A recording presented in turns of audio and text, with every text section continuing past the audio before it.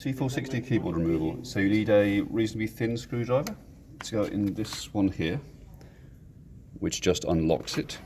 So you put that in there and just turn it just about an eighth of a turn. Now the new keyboard will probably come with a little tool like this, a screwdriver, and it's just got a little bit of an end there. Now this is, on the keyboard there's a slot, so you use that and you push the keyboard forwards, or the plastic surround. Just gently push that forwards, and then it exposes some smaller screws. So here's one here, and so you just undo that, and then make sure you get each and every one of them, obviously.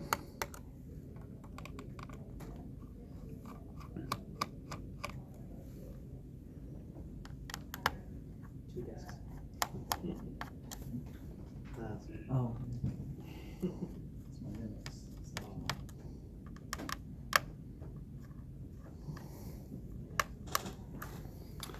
And then the keyboard lifts out, and then you just pull it out like this.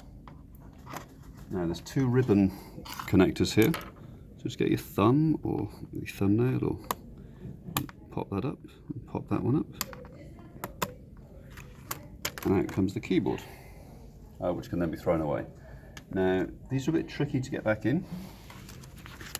So you kind of put them down,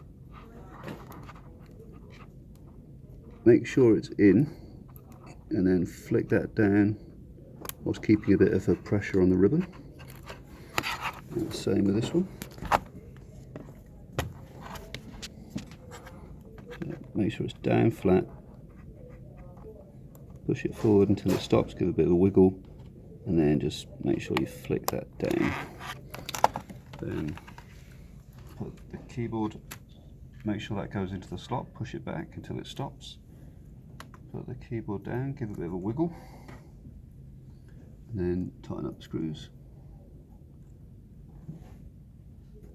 That's not a screw. Always go backwards with a screwdriver first, so anti-clockwise, and it will click just to make sure it's in the right position, so you're not putting it in cross-threaded. And then back a bit, and forwards all the way.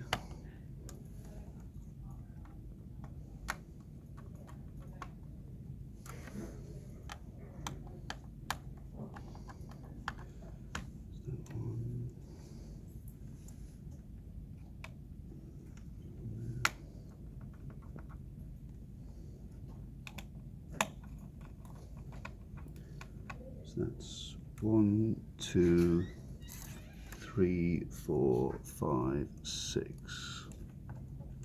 6 of those, and then again put a little slot in there, bring it forward gently, and that one, and then there we are, it's done.